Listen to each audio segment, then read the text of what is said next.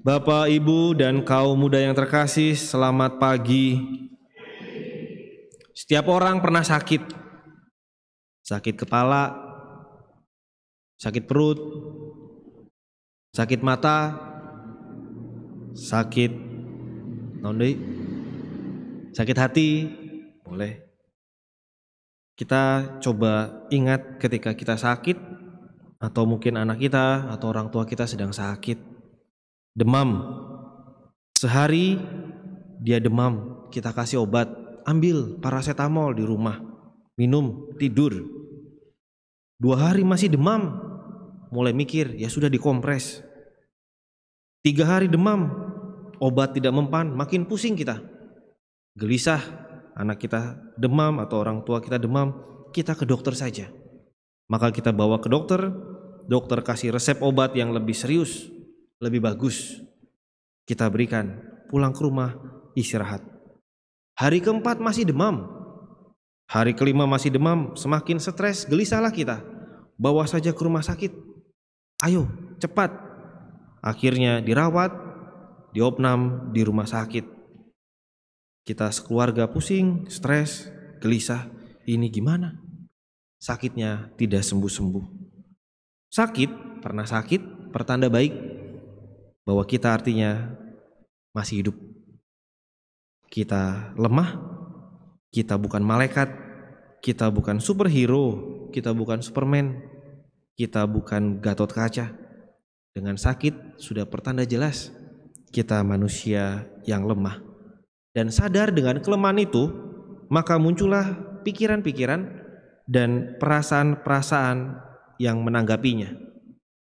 Maka muncullah keluhan, kekhawatiran, kecemasan, kegelisahan yang selalu bermunculan mengiringi kesadaran kita bahwa diri kita lemah. Aduh, sakit kepala. Aduh, gak sembuh-sembuh. Wah, gimana ya besok? Nanti saya sakit gak ya kalau saya memaksakan diri pergi ke toko atau ke sekolah dan lain-lainnya. Maka seiring dengan kesadaran bahwa kita manusia yang lemah, muncullah semua pikiran dan perasaan-perasaan berlebihan tersebut. Contoh sederhana, lagi mau makan cilok atau mau makan kupat tahu, sudah gelisah. Makan belum tapi gelisah. Mulut sudah ngidam tapi ada ketakutan. Perut saya nanti sakit gak ya kalau makan cilok itu? Atau ini bersih gak ya? Kalau dia gak bersih, saya takut nanti kena penyakit ini, penyakit itu, lalu diare dan lain-lainnya. Lihat, hanya dari mau makan cilok saja, kegelisahan, kecemasan berlebihan itu bisa muncul. Apalagi lewat peristiwa-peristiwa lain yang lebih penting. Saya rindu pada Tuhan, rindu mau ke gereja, mau berdoa bersama dengan teman-teman. Setahun hanya nonton di handphone, tidak ada rasa. Rindu mau bernyanyi, rindu mau menyambut tubuhnya. Tapi belum juga keluar rumah, sudah khawatir, sudah stres, gelisah, depresi. Padahal badan sehat, tidak pernah sakit, usia masih muda, tetapi kekhawatiran dan kegelisahan berlebih.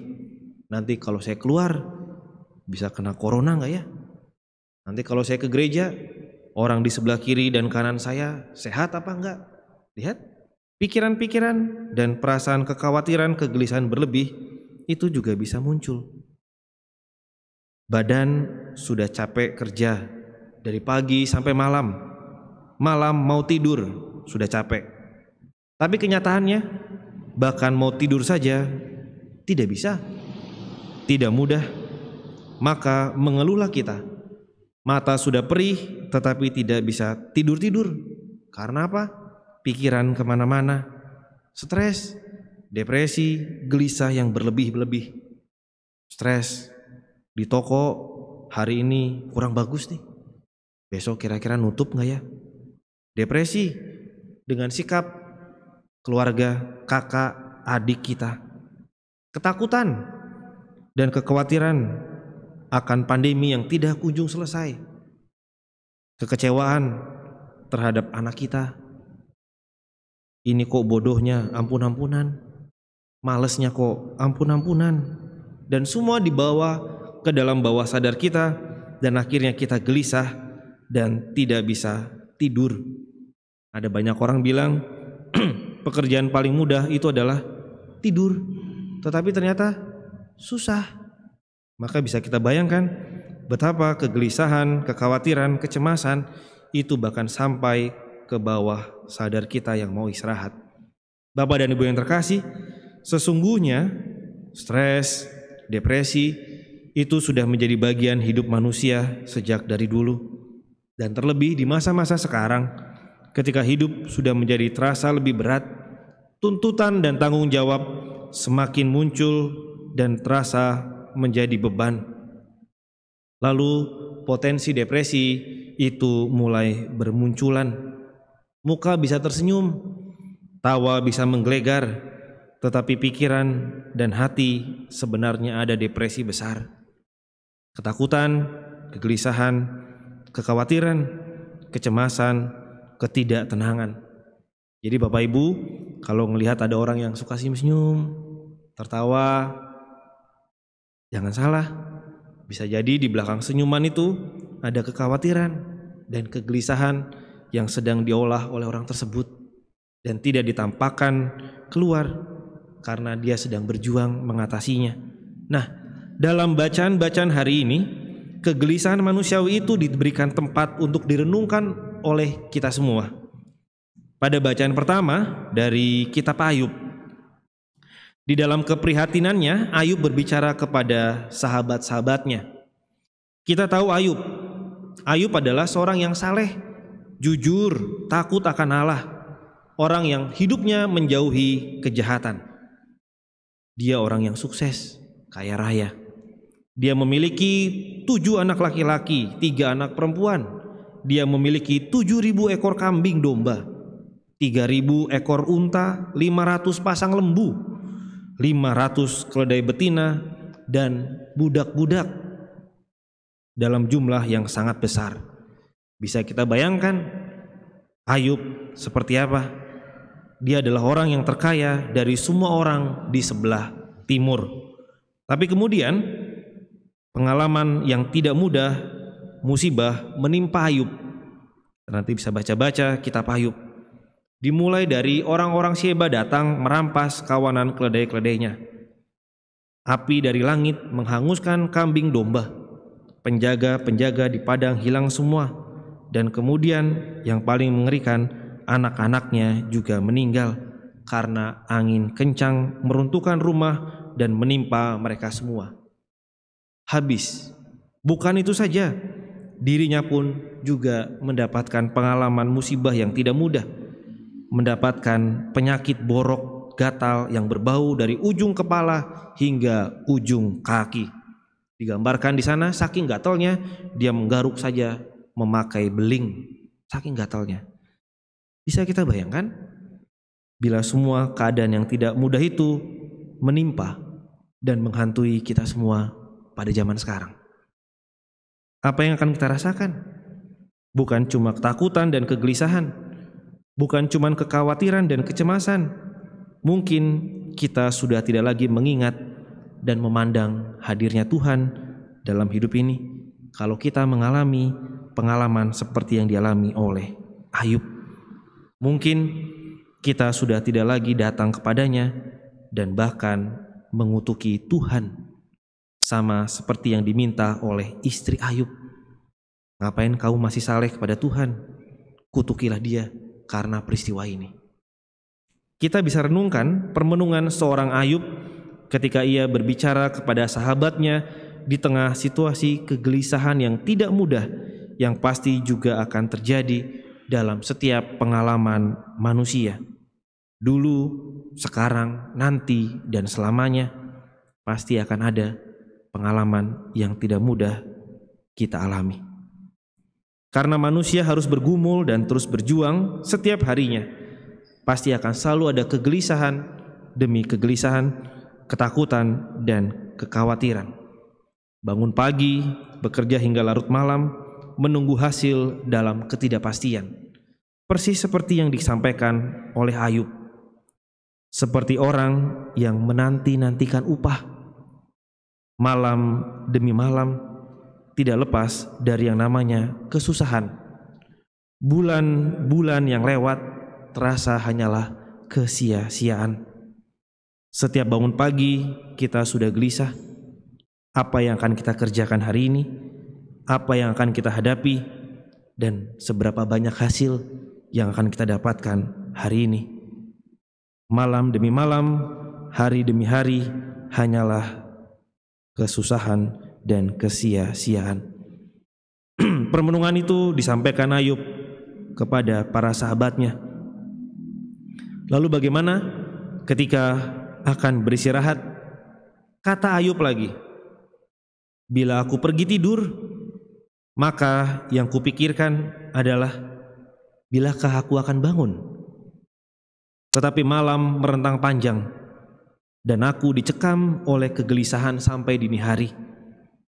Hari-hariku berlalu cepat, berakhir tanpa harapan. Bapak dan Ibu yang terkasih, banyak orang gelisah tidak berani tidur karena permenungan ini, karena pikiran ini. Kalau saya tidur, kira-kira saya besok akan bangun atau tidak ya?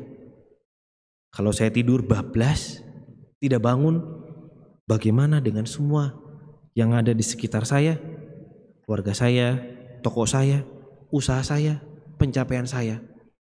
Maka orang takut untuk tidur karena takut besok bangun atau tidak. Lihat, mau tidur saja gelisah, persis seperti yang disampaikan oleh Ayub hari ini. Maka tidak heran bila Ayub mengingatkan kepada sahabatnya, ingatlah bahwa hidup hanya hembusan nafas. Sekali tidak bisa bernafas, maka selesailah hidup. Dalam situasi pandemi sekarang ini ada banyak refleksi tentang betapa berharganya nafas. Dan ini tidak main-main. Bisa kita bayangkan, karena terkena virus corona, orang sulit bernafas. Dipasang ventilator, selang di kiri dan kanan. Semua orang repot hanya untuk membuat yang penting orang ini bernafas. Tidak peduli dia itu orang besar, orang kecil, punya aset berapa, harta berapa, gak penting. Yang penting dia bisa bernafas. Karena orang tahu tanpa hembusan nafas maka selesailah kehidupan. Nah, Bapak dan Ibu yang terkasih, permenungan Ayub dalam bacaan pertama ini sangat luar biasa. Kita manusia lemah, bukan malaikat, bukan superhero. Kita lemah dalam menjalani peziaran kehidupan ini, sehingga kita tidak bisa lepas dari yang namanya ketakutan, kekhawatiran, kecemasan, dan kegelisahan dalam menghadapi dunia ini. Nah, permasalahannya, apakah semua kekhawatiran dan kegelisahan inilah yang mendominasi dan menguasai hidup kita atau bukan? Sebagai orang beriman, kita diutus untuk terus mewartakan Injil, mewartakan kabar sukacita, harapan, dan keselamatan dimanapun kita berada. Lalu menjadi pertanyaan, bagaimana kita bisa memfasilitasi pewartaan di tengah kegelisahan dan ketakutan dalam menjalani dunia? Bapak dan Ibu yang terkasih, bagaimanapun juga masalah dan penderitaan adalah bagian dari hidup manusia, karena tidak ada manusia di bumi ini yang tidak pernah berhadapan dengan masalah dan kegelisahan. Dan semua ini menjadi pilihan. Alih-alih kita menghiasi hidup dengan kegelisahan, ratapan akan ketakutan, ternyata kehadiran Yesus justru membuka peluang baru bagi kita semua untuk terlibat aktif dalam karya keselamatan. Lewat apa? Lewat pewartaan Injil. Dalam bacaan kedua, Rasul Paulus kepada jemaat di Korintus justru tidak mau membuat umatnya jatuh pada ratapan dan penderitaan serta kegelisahan yang tidak ada ujungnya. akhirnya tidak berbuat apa-apa. Paulus tidak mau umat beriman kepada Kristus justru hanya bisa meratapi ketakutan dan kegelisahan dan tidak berbuat apa-apa. Baginya, justru dengan tetap mewartakan Injil di tengah situasi apapun, situasi kekhawatiran apapun, situasi kegelisahan dan ketakutan apapun, tetaplah wartakan Injil. Wartakanlah kegembiraan, harapan, sukacita akan Tuhan. Karena dengan semuanya ini, nama Tuhan tetap dimuliakan. Lewat pewartaan Injil yang kita lakukan, kedekatan dan keintiman kita dengan Tuhan yang menyelenggarakan kehidupan dapat kita perjuangkan. Tidak peduli situasinya hati seperti apa, situasi dunia seperti apa, nama Tuhan tetap harus terus diwartakan dan dimuliakan. Kenapa? Karena buahnya itu berbeda. Coba kita renungkan. Biasanya orang yang suka berkeluh kesah, gelisah, ketakutan berlebih, suka omong gosip kiri dan kanan, suka komentarin keadaan, komentarin orang. Biasanya orang tersebut adalah orang yang terlalu menekankan pikirannya pada kesulitan, kegelisahan, dan penderitaan. Seakan-akan Tuhan tidak ada dalam hidupnya. Tetapi orang yang tenang tetap beraktivitas biasa saja, meskipun sebenarnya situasi yang sedang dialaminya tidak mudah, dia tetap bisa mewartakan kasih Tuhan dan pelayanan. Tidak gerasa-gerusuk, biasa saja. Dan biasanya ternyata orang-orang tersebut adalah orang yang memiliki kedekatan dengan Tuhan dan memiliki keutamaan hidup rohani yang kuat. Karena tahu situasi apapun yang sedang saya alami, Tuhan selalu dekat dan menemani saya. Nah, Bapak dan Ibu yang terkasih, dalam situasi keterbatasan dan situasi kegelisahan kemanusiaan itulah Yesus datang hari ini sebagaimana yang digambarkan oleh Injil Markus. Digambarkan oleh Injil Markus, sekeluarnya dari rumah ibadat di Kapernaum, Yesus dengan para muridnya Yakobus dan Yohanes pergi ke rumah Simon dan Andreas. Di sana dia bertemu dengan ibu mertua Simon, terbaring karena sakit demam. Lihat, kegelisahan dan kekhawatiran, ketakutan akan penyakit juga ada pada zaman dulu. Dan yang menarik di sini adalah kegelisahan, kekhawatiran, ketakutan. Lalu dihadirkan Yesus di sana, dan buahnya adalah kesembuhan dan keselamatan. Bukan itu saja, bukan soal penyakit, tetapi kegelisahan akan yang lain. Digambarkan di situ, menjelang malam semua orang lagi yang lebih banyak yang sedang sakit dibawa kepada Yesus. Dan bukan orang sakit saja, tetapi orang yang kerasukan setan. Orang yang kerasukan setan juga didatangkan ke hadapan Yesus. Dan buahnya kesembuhan. Kegelisahan, kekhawatiran, ada Yesus datang, ada keselamatan. Nah, Bapak dan Ibu yang terkasih, lalu di mana letak pewartaan Injil yang harus kita lakukan? Saya menawarkan permenungan demikian. Kita diajak untuk meneruskan karya keselamatan Yesus lewat pewartaan Injil seperti ini. Jadilah penyembuh penyakit seperti yang dilakukan Yesus. Yang dilakukan oleh Yesus sangat sederhana. Dia datang ke rumah ibu mertua Simon, menyapanya, memegang tangannya, lalu lenyaplah demamnya. Kita semua bisa menjadi penyembuh penyakit. Datanglah dan sapalah orang-orang yang ada di sekitar kita, entah itu lewat kehadiran fisik, kehadiran lewat sapaan media sosial, kesapaan lewat surat, lewat video, lewat apapun juga. Karena di sana bisa terjadi kesembuhan terhadap mereka yang sedang sakit. Yang kedua, jadilah pengusir setan seperti yang dilakukan oleh Yesus. Mengusir setan itu tidak yang heboh-heboh seperti yang di film-film, uka-uka atau apapun juga. Jadilah pengusir setan. Ketika ada roh kesombongan datang, usirlah dengan kerendahan hati. Ketika ada roh kemarahan, kebencian yang memuncak, usirlah dengan kemurahan hati. Ketika ada roh setan datang lewat dendam kesumat yang tidak kunjung selesai, usirlah dengan pengampunan. Lihat, kita juga bisa menjadi pengusir setan yang handal. Ketika ada kekhawatiran yang berlebih di sekitar kita, seakan-akan tidak ada Tuhan di sana, hadirlah dan tunjukkanlah harapan akan Tuhan yang selalu menemani. Maka Bapak dan Ibu yang terkasih, pewartaan Injil menjadi tugas kita semua untuk menyembuhkan dan mengusir setan, dan kita meneruskan karya keselamatan itu dimanapun kita berada. Yesus digambarkan tidak berhenti di sana. Dia berkeliling memberitakan Injil dalam rumah-rumah ibadat dan mengusir setan-setan. Kita pun juga sama. Berkelilinglah kemana-mana bersama dengan siapapun juga, berhadapan dengan siapa saja. Jadilah orang-orang yang dekat dengan Tuhan dengan terus mewartakan Injil tadi. Mewartakan Injil bukan ketok pintu, ini loh Yesus, ini bukan.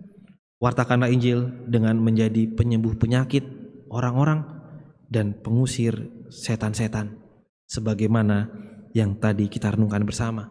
Dan lihat, dengan turut serta aktif dalam karya keselamatan pewartaan Injil, maka kita tidak memiliki waktu lagi, energi, dan perhatian untuk berkeluh kesah dan gelisah, takut dan cemas. Karena saya berada dalam gerbong Yesus yang terus mewartakan karya keselamatan, harapan kepada semua orang. Dan lihatlah, nanti pelan-pelan buah keselamatan itu pun juga kita rasakan.